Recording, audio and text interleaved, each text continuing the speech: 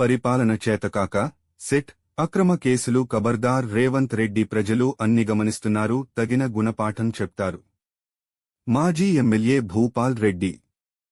BRS అధినేత మాజీ ముఖ్యమంత్రి కేసీఆర్పై కాంగ్రెస్ సర్కార్ రాజకీయ వేధింపులకు వ్యతిరేకంగా రాష్ట్ర వ్యాప్త నిరసనలకు బీఆర్ఎస్ పిలుపు మేరకు నారాయణఖేడ్ పట్టణంలోని రాజీవ్ చౌరస్తా వద్ద ధర్నా నిర్వహించి నిరసన తెలిపిన గౌరవ నారాయణఖేడ్ మాజీ శాసనసభ్యులు మహారెడ్డి భూపాల్ రెడ్డి మరియు మాజీ జిల్లా పరిషత్ చైర్మన్ మంజుశ్రీ జైపాల్ రెడ్డి మరియు బీఆర్ఎస్ నాయకులు కార్యకర్తలు. మాజీ ఎమ్మెల్యే భూపాల్ రెడ్డి మాట్లాడుతూ కేసీఆర్ని ముట్టుకుంటే రాష్ట్రం అగ్నిగుండంలా మారుతుందని, పాలన చేతగాక ప్రజలకు ఇచ్చిన హామీలు నెరవేర్చలేక ప్రజల దృష్టి మళ్లించడానికి కేసీఆర్పై రాజకీయ వేధింపులకు పాల్పడుతున్న కాంగ్రెస్ ప్రభుత్వం. కేసీఆర్ జోలికి వస్తే రేవంత్ రెడ్డిని, ఆయన కాంగ్రెస్ ప్రభుత్వాన్ని బొందపెట్టడానికి తెలంగాణ సమాజం సిద్ధంగా ఉన్నది. ఈ కార్యక్రమంలో బీఆర్ఎస్ మండల పార్టీ అధ్యక్షులు, బీఆర్ఎస్ పార్టీ ప్రజాప్రతినిధులు, మాజీ ప్రజాప్రతినిధులు, మున్సిపాలిటీ నాయకులు, బీఆర్ఎస్వి నాయకులు, యువత, సోషల్ మీడియా వారియర్స్, కార్యకర్తలు, అభిమానులు తదితరులు ఉన్నారు.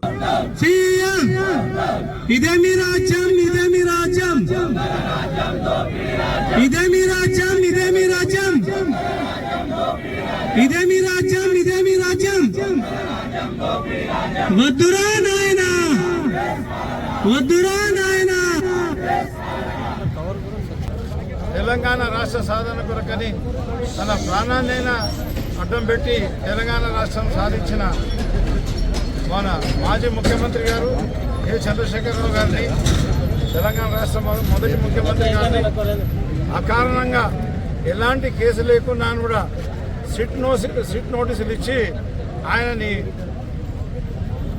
పెద్దయినని అగౌరవపరచడం జరిగిందని చెప్పేసి దానికి నిరసనగా ఈరోజు మేము కార్యక్రమాలు చేయడం జరిగింది. అయితే కేసీఆర్ గారిని ఒక్కరినే కాదు, కేటీఆర్ గారిని, హరీష్ రావు గారిని అందరినీ కూడా కాంగ్రెస్ ప్రభుత్వం వేధిస్తూనే ఉంది.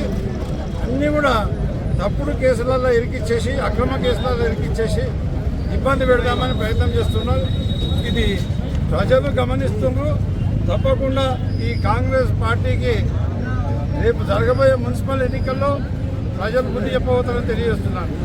ఇవన్నీ ఎన్నికల టైంలో మరి వీళ్ళకు సమయం దొరకనీయకుండా, ప్రచారం చేయనీయకుండా ఎన్నికలు గెలుచుకుందామని చెప్పేసి కాంగ్రెస్ చేసే ప్రయత్నం ఇది.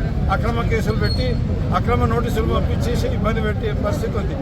వాస్తవంగా కాంగ్రెస్ ఎన్నికల మేనిఫెస్టోలో పెట్టిన 6 గ్యారంటీలు అవి ఎందుకు ఇస్తలేరు అని చెప్పేసి నిలదీస్తుంటే దానికి సమానం చెప్పకుండా, 420 హామీలు ఏమైనా అడుగుతుంటే దానికి సమానం చెప్పకుండా, అభివృద్ధి ఎక్కడ జరుగుతుందని చెప్పేసి అడిగితే దానికి సమానం చెప్పలేని పరిస్థితులనే కాంగ్రెస్ వాళ్ళు ఈ అక్రమ కేసులన్నీ కూడా బనాయించి మరి మా పెద్దలందరినీ ఇరుకునబెట్టే ప్రయత్నం చేస్తున్నారు. కేసీఆర్ గారిని వాళ్ళందరినీ ఇరుకునబెట్టే ప్రయత్నం చేస్తున్నారు. కానీ ఎలాంటి ఒక నయా పైసా తప్పు చేయలేదు మా వాళ్ళు. ఎక్కడ కూడా వాళ్ళని ఏ రకంగా కూడా చెప్తున్నాను, కక్ష సాధింపు అని చెప్పేసి చెప్తున్నా.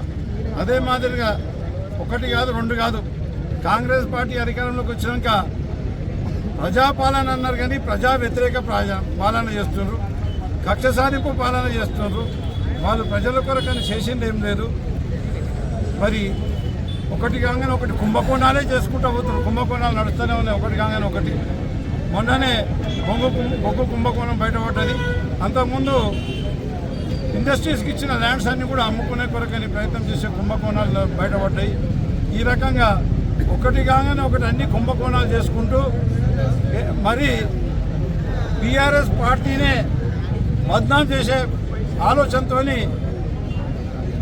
ఈ మిషన్ సిటీ ఏర్పాటు చేసింది. అదే మాదిరిగా మిషన్ కాకతీయ దండుగని, మరి కాళేశ్వరం ప్రాజెక్టు దండుగని చెప్పేసి లేనిపోని అసత్య ఆరోపణలు చేస్తున్నారు. మొన్ననే కేంద్ర ప్రభుత్వం కూడా చెప్పింది, కాళేశ్వరం ద్వారా 90 లక్షల ఎకరాలకు అదనంగా నీళ్ళు వచ్చాయని చెప్పేసి చెప్పడం జరిగింది. కాళేశ్వరం మంచి గొప్ప ప్రాజెక్ట్ అని చెప్పడం జరిగింది. మిషన్ కాకతీయని కూడా అభినందించడం జరిగింది. అదే మాదిరిగా మిషన్ భాగీరథని కూడా అభినందించడం జరిగింది. ఈ కాంగ్రెస్ వాళ్ళు అధికారంలోకి వచ్చిన తర్వాత ఇవన్నింటినీ తప్పు చేసి చూపెట్టి ఇందులో అన్యాయం జరిగింది అనే విధంగా చూపెట్టేసి మమ్మల్ని బద్నాం చేద్దామని బీఆర్ఎస్ పార్టీని బద్నాం చేద్దామని ప్రయత్నం చేస్తున్నారు. ఇప్పుడు మీరు వచ్చిన తర్వాత 1 ఎకరా నీళ్లకు కొత్తగా ఇచ్చే కొరకని మీరు ఒక ప్రాజెక్ట్ కూడా మంజూరు చేయలేదు. నీళ్ల దోపిడీ ఉల్టా ఆంధ్రప్రదేశ్ కు నీళ్లు మనకు రావాల్సిన వాటాని చంద్రబాబు నాయుడుకు అప్పనంగా అప్పచెప్పే పని ఈ కాంగ్రెస్ నాయకులు చేస్తున్నారు. కొత్తగా ఒక ప్రాజెక్టు కట్టలేదు, ఒక చెరువు కట్టలేదు, ఒక గంపెడు మట్టి పోయలేదు, కొత్తగా ఒక ఇండస్ట్రీ తీసుకురాలేదు, కొత్తగా ఒక ఏమైనా బిల్డింగ్స్ కానీ ఏమి తీసుకురాలేదు, కొత్తగా ఒక ఇండస్ట్రీస్ తీసుకురాలేదు. షెల్ కంపెనీలు ఏర్పాటు చేసి షెల్ కంపెనీల ద్వారా వీళ్ళు ఇక్కడ అక్రమంగా సంపాదిస్తున్న డబ్బులన్నీ కూడా కమిషన్ల ద్వారా సంపాదిస్తున్న డబ్బులన్నీ కూడా తీసుకుపోయి ఆ షెల్ కంపెనీలో పెట్టి మేము కంపెనీలు ఏర్పాటు చేస్తున్నామని చెప్పేసి గొప్పలు చెప్పుకునే ప్రయత్నం చేస్తున్నారు.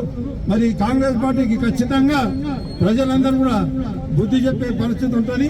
ఈ మున్సిపల్ ఎలక్షన్ లోనే వాళ్ళు మొన్న సర్పంచ్ ఎలక్షన్ లో సగం అయిపోయినారు, సగం గతం అయిపోయినారు, ఒడిపోయింది వాళ్ళ పని. ఈ మున్సిపాలిటీ ఎలక్షన్ లో ఇంకా మిగిలిన సగంలో ఇంకో 25% అయిపోతుంది. మీకు వచ్చే ఎన్నికల వరకు జనరల్ ఎన్నికల వరకు కనీసం అడ్రస్ లేకుండా గల్లంతా అయ్యే పరిస్థితి ఉంటుందని చెప్పేసి ఇప్పటికైనా మీరు ఇలాంటి పనులన్నీ కూడా మానుకోవాలి. రేవంత్ రెడ్డి గారు మీరే ఓటుకు నోటు దొంగ, ఆల్రెడీ జైలుకు వచ్చిండ్రు, జైలు జీవితం గడిపి వచ్చిండ్రు. ఇక మా నాయకులను కూడా మీరు ఇబ్బంది పెడదామని ప్రయత్నం చేస్తున్నారు కానీ ఏమీ జరగదు.